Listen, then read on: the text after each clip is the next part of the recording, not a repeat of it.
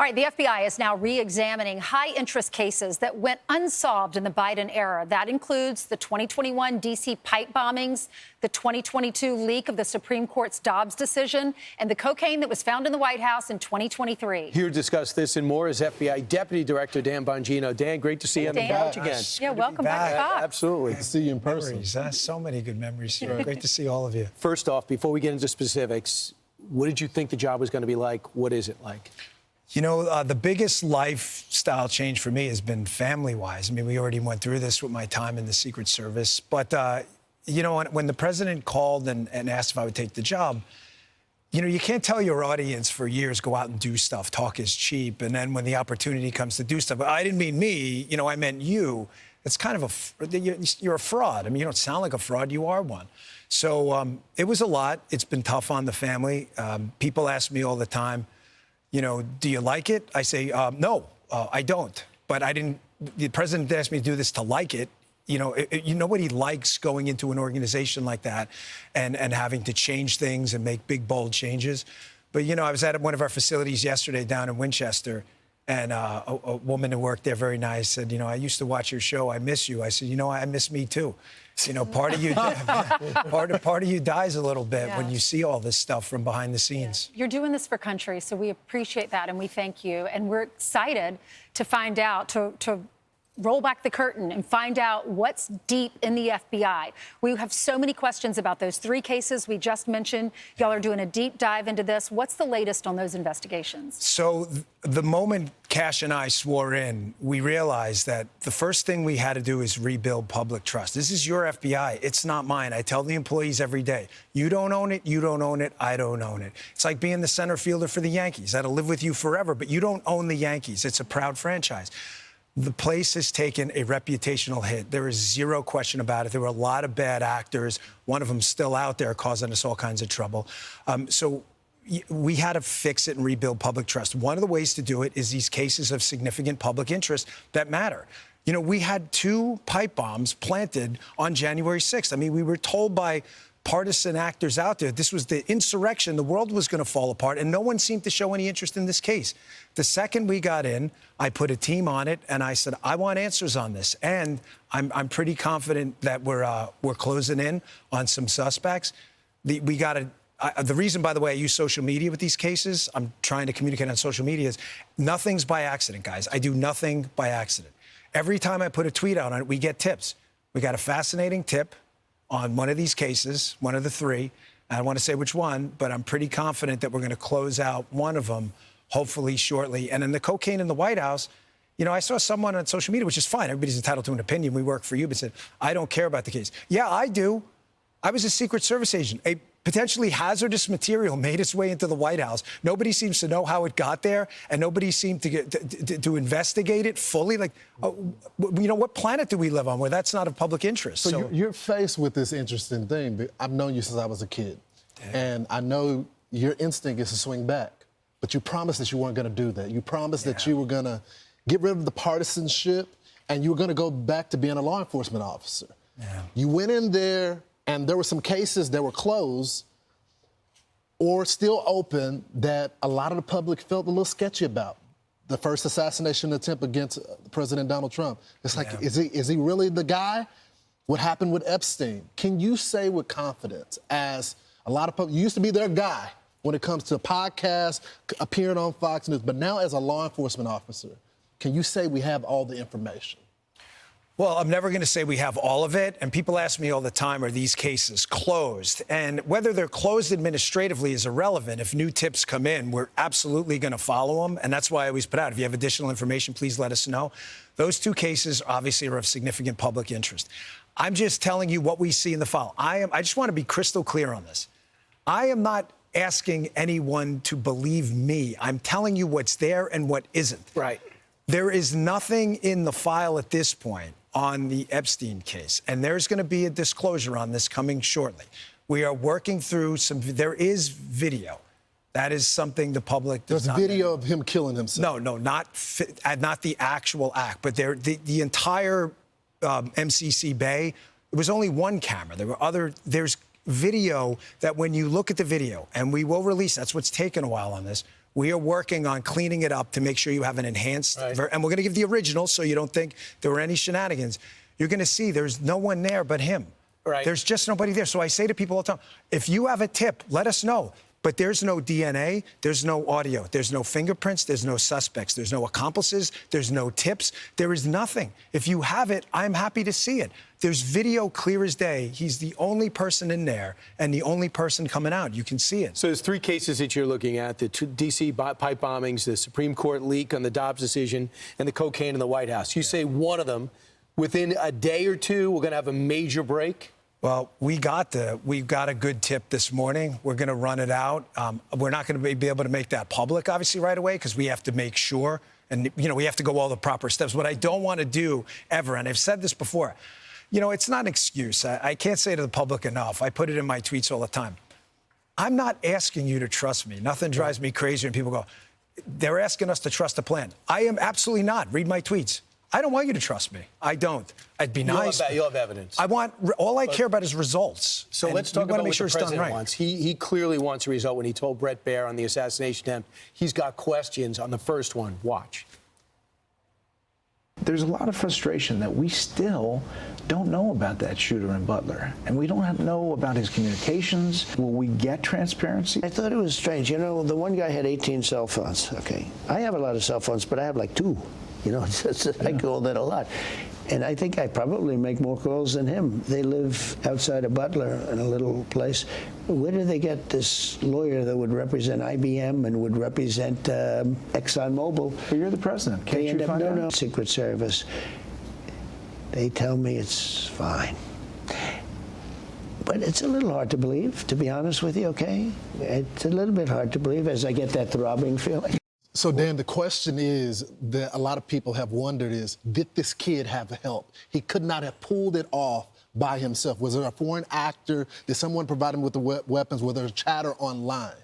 Well, let's be clear here. There are two separate parallel tracks here. Foreign actors targeting people in the United States, and it's not just the president, it's others. That is a very real track. The question is, do they intersect? The case file now, which, by the way, we are going to make another public release on this coming up. We're just kind of finishing up the product now to make sure it's tight and put together. You're going to see a lot of what you've heard about online does not exist in the case file. I'm not telling you information may not surface later. We do the PDB, the President's Daily Brief. We get the same brief, me and Cash, every morning. We have warned people out, telling them if there's something there we want to find. They have shaken every tree on this. You mean you talked to his classmates, you talked to his family, you've talked to everyone? Because they burned the body, cremated, and they cleaned the whole house out. Yeah, and here's the thing. There are, like with the Epstein case, for example, we have a number of significantly odd abnormalities that would make a normal person go, huh? What? Mm-hmm. If Lawrence is near his bank at 4 o'clock and the bank gets robbed, but we know Lawrence reported to work afterwards and has an alibi, the fact that the bank was robbed, it's a fact that Lawrence was there, but it's not evidence that Lawrence committed the crime. Mm-hmm.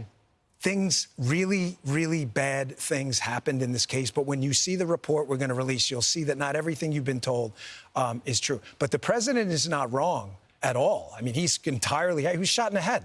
Yep. He was shot in the head, got up and screaming, fight, fight. Of course he's going to want answers, but that's our responsibility. And nothing's ever closed, though. If new evidence surfaces, we'll be sure to get it out. There were just things that were strange. The slope roof thing, the guy was on his bicycle roaming around, never caught, never seen. Let's talk about something that's been in the news this morning, and that is Kash Patel talking about how when James Comey was on the beach and he posted that social media, 8647, he claims that he just happened to walk up along the beach and they saw the shells, he and his wife, and he put it on social media, says he thought it was innocent. He was the director of the FBI, but thought it was innocent. He knows what 86 means. Then Kash Patel said, now we have all these copycats, and now y'all are having to pull resources from all these serious crimes, terrorists, gang-related individuals, drug traffickers, and people who are abusing children. You're pulling them off to go research these copycats because we can't afford another assassination attempt. I got to tell you, of all the things that have surprised me in the close to now 3 months I've been here is the depravity of Jim Comey. This man is a disgrace to the badge, the FBI, and the country. What he's doing right now, One, going out and me and taking shots at Cash. Cash doesn't belong. Cash was the chief of staff at the Department of. Cash is a patriot. Cash has served in numerous high-level roles, taking personal shots while you're on the beach, implying a threat towards the president and blaming your wife about it. And let me just add about James Comey, Saint Comey, who walks around there moralizing to everyone how wonderful of a human being he is. What you said is absolutely accurate. We have wasted countless man-hours now running out tips to our tip line about people putting 8647 because of Jim Comey, because he cannot control himself and his emotions. He is a child. He is a big child. And let me tell you one more thing. Jim Comey, who wants you to believe. Jim Comey taking a shot at the president. Oh, look at me, I'm such a victim. The president's going after me. He's making a ton of money on this book. The only person that got prosecuted was the president. Jim Comey, we're finding stuff even now. Wait till you read the stuff that's coming out. Does he still have loyalists in the building? Because when I hear the FBI director saying, you guys are finding boxes that are hidden, okay, how does that happen in the Bureau? Well, we were there a couple of weeks, and luckily there were a lot of people up there who grabbed us by the arm the minute we came in and said, thank you for being here. We need to talk. There are people there who are really horrified at what happened. And there was a room, and we found stuff, a lot of stuff. A hidden room. I wouldn't call it hidden, but hidden from us at least, and not mentioned to us. And then we found stuff in there, and a lot of it's from the Comey era, and we are working our damnedest right now to declassify. And just so you know, because I get the public, I totally understand people saying, well, do it now. The process is not all the information is ours to declassify. Some is other intelligence agencies. It's not, we literally can't do it. Once that gets done and that gets out there, and you read some of the stuff we found that, by the way, was not processed through the normal procedure, digitizing it, putting in FBI records. We found it in bags, hiding under Jim Comey's FBI. Quickly, you're going to be stunned. The shells on the beach. Can you not talk to social media and say, y'all take this down? If you see anyone posting this, take it down. It's a threat to the president's life. Second thing, can you arrest people that post these like Comey? We make arrest decisions based on an interaction with the Department of Justice. We're the FBI, Federal Bureau of Investigation, not prosecution. The problem is a lot of these cases haven't been a Secret Service agent, is you're going to prove intent. And here's what you don't want. You say you arrest him, and he goes, there's not a magistrate that's going to, and the guy walks out of court doing a victory lap. You got to build the right case. You have to build a case. You need to build probable cause. I don't want to do what the left did, which is jump the gun. I mean, then you have a situation like the prior deputy director, prior to abate, Andrew McCabe, who goes back, files a lawsuit. This guy was engaged in one of the biggest scandals in American history. He got $200,000, I believe, and his pension. You have to do this the right way. What about social media? And he also got a network contract, so he's an expert commenting on you. Yeah, they're what all is that victims. like? Well, listen, as Lawrence said before, it's difficult for me to not be able to respond like I used to, but there'll be a day. There'll be a day. I'll be back one day, and I'm going to be sure to answer all that stuff. But that's not my job now. My job now is to put aside my partisan interests and to responsibly handle the deputy director of the FBI position. You got to remember, Brian, nothing that gets to our desk, me or Cash, is a 5 or a 6 problem. Everything's a 10. If it's a 9, someone else fixed it. We didn't even get a chance to talk about the laptop that the FBI held on to make sure it wasn't a factor in the election. Well, that's another thing I wanted to address. We can't publicly talk about HR matters. We just can't. It's illegal. Yeah, it's you can't do it. But anyone out there who thinks we have not taken appropriate action against political actors, they're just making that up.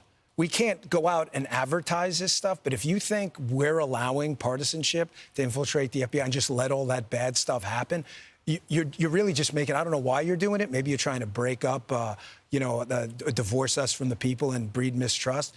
But that is not what's happening. I don't know what people think me and Cash are doing all day. I mean, I gave up everything for this. I mean, my wife is struggling. I'm not a victim. I'm not Jim Comey. It's fine. I did this, and I'm proud I did it. But if you think we're there for tea and crumpets, well, I mean, Cash is there all day. We share it. Our offices are linked. He turns on the faucet. I hear it. He's there he gets in at like 6 o'clock in the morning. He doesn't leave till 7 at night. I'm in there at 7:30. in the morning. He uses the gym. I work out in my apartment. But I stare at these four walls all day in D.C., by myself, divorced from my wife. Not divorced, but I mean separated, divorced. And it's hard. I mean, we love each other, and it's hard to be apart. But you're doing some great work. You're straightening out the FBI. You're moving buildings. There's a lot of change. Again, one more thing. I'm not asking anyone to trust me. Trust is for fools. Just wait for the results. That's all I'm asking. Don't trust me. Trust is for fools. Too many actors in government have asked you to trust them and screwed you in the past. We're not doing that. Yeah, speed. You don't need speed in this. You need to do it right. Smooth is fast. Thanks, Dan. Thanks, Dan. Great to see you. Appreciate you. Great to see you. I didn't hurt you, did I? No, he's still A little bit. Okay. Yeah. I'm Steve Ducey. I'm Brian Kilmeade. And I'm Ainsley Earhart. And click here to subscribe to the Fox News YouTube page to catch our hottest interviews and most compelling analysis.